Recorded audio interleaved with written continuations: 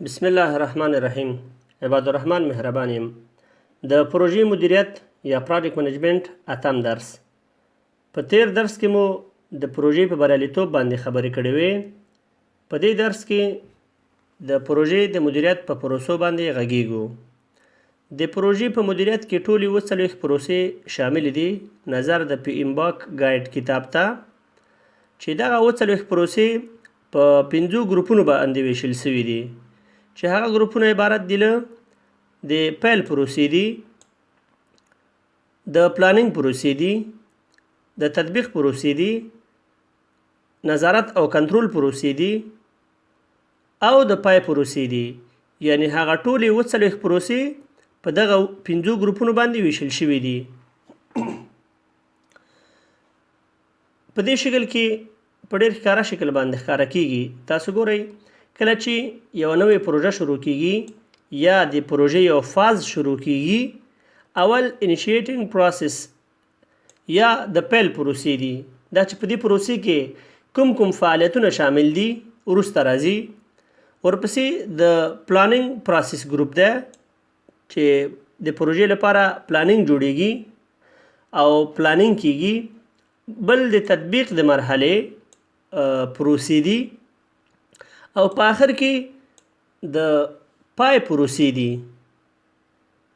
دا چې په هره پروسه کې کوم فعالیتونه شامل دي بیا وایم چې وروسته راځي چې هغه ټولې 40 پروسې پکې شامل دي. بل مو دلته د نظارت او کنټرول له پروسو څخه بحث وکړه. د نظارت او کنټرول پروسې دا هم د پروسو په ګروپ کې شامل دي، چې د مانیټورینګ او کنټرول یا د نظارت او کنټرول پروسې د پروژې له پیل نه د پروژې تر پای پورې ډیر ضرور ده. یوې خبرې ته مو پام راړم چې دغه پروسې د پروژې له مرحلو یا فازونو سره چې په پروجیکټ لایف سایکل کې ور باندې غږیدلی وو فرق لري. یو ځل بیا د پروژې لایف سایکل درس مو چې اخیستی و هغه دلته مو ذکر کړی ده. فرق د فاز او د پروسې ترمنځ څه ده؟ اول فرق دا ده فازونه یو په بل پسې متصل دي، چې کله یو فاز خلاصیږي بل فاز شروع کیږي، چې یو فاز خلاصیږي بل فاز شروع کیږي. اما دا پروسې چې دي په دې شکل باندې نه دي. پروسې کېدای شي 2 پروسې یا 3 پروسې همزمان شروع شي، یا مخکې له دې چې یوه پروسه ختمه شي بله پروسه شروع شي. او فازونه داسې نه دي. فازونه چې کله یو فاز خلاصیږي بل فاز شروع کیږي، یو فاز خلاصیږي بل فاز شروع کیږي.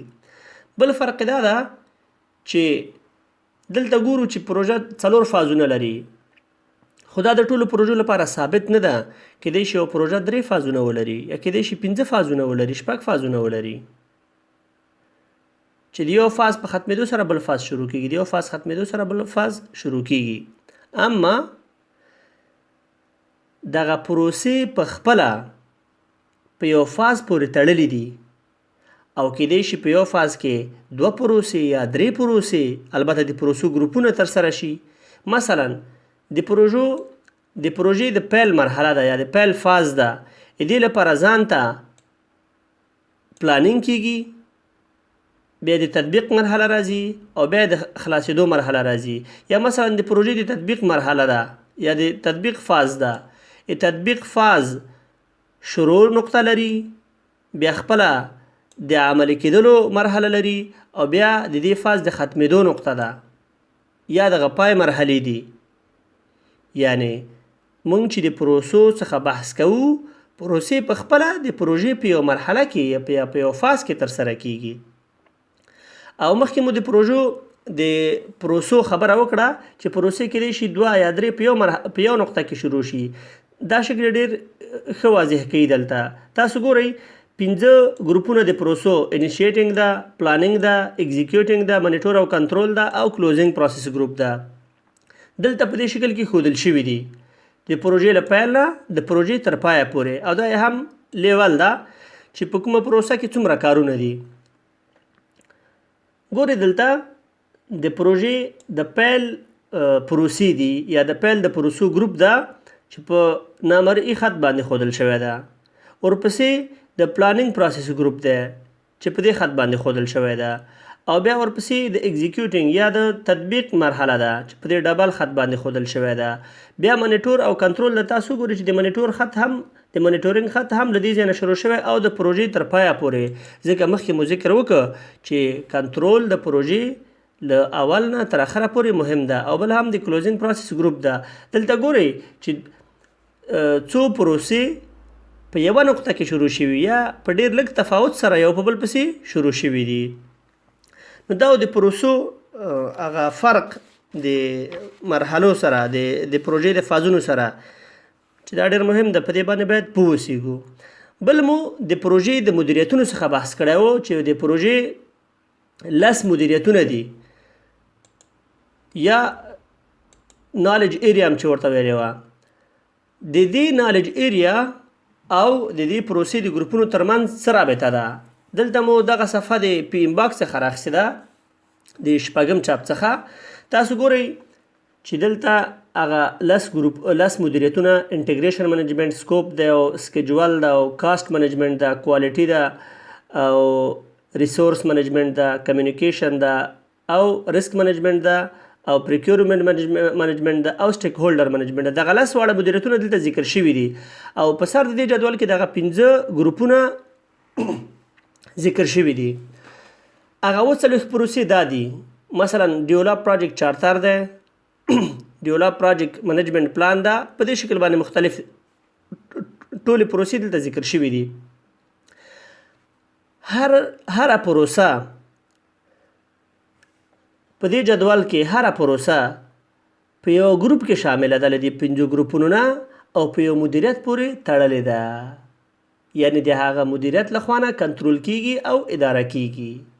مثلا د پروژو د پیل په ګروپ کې یا انیشیټینګ پروسس ګروپ کې پروجیکټ ډیولپ پروجیکټ چارتر یا د پروژې منشور جوړیږي چې دا د انټیګریشن منیجمنټ مربوط ده.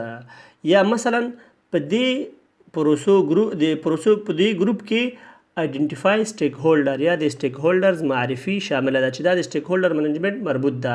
همداسې د پلانینګ په ګروپ کې تاسو ګورئ دلته مثلا د پروژې د منیجمنټ پلان جوړیږي، سکوپ جوړیږي، دبلیو بی ایس جوړیږي، سکیجول ډیفاین اکټیویټیز فعالیتونه واضح کیږي. په دې کې د وخت او د بودیجې استیمیشن کیږي، پکې کوالټي منیجمنټ پلان پکې جوړیږي. یعنی دلته ټول پلانینګ ده، که هغه د ریسک پلانینګ ده، که هغه د کمیونیکیشن پلانینګ ده، که هغه د پریکیورمنټ پلانینګ ده، که هغه د سټیک هولډر لپاره پلانینګ ده. ټول پلانینګ په دې مرحله کې ترسره کیږي او هر برخه د خپل مدیریت پورې مربوط ده. د تطبیق په مرحله کې کوم پروسې شامل دي؟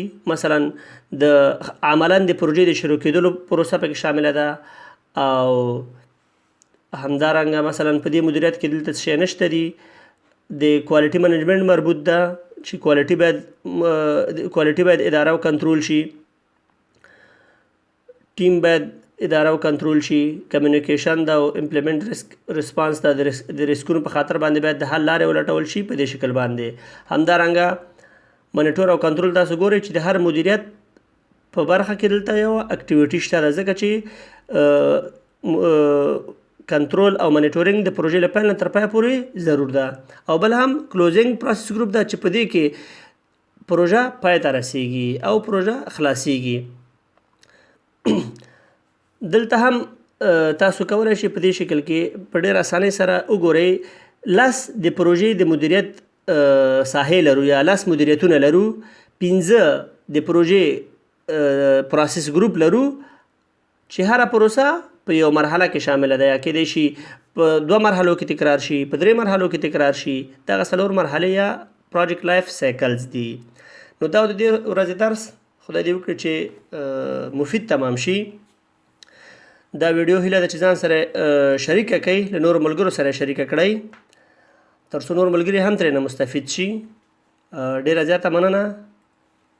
د یو آباد او سوکاله افغانستان په هیله.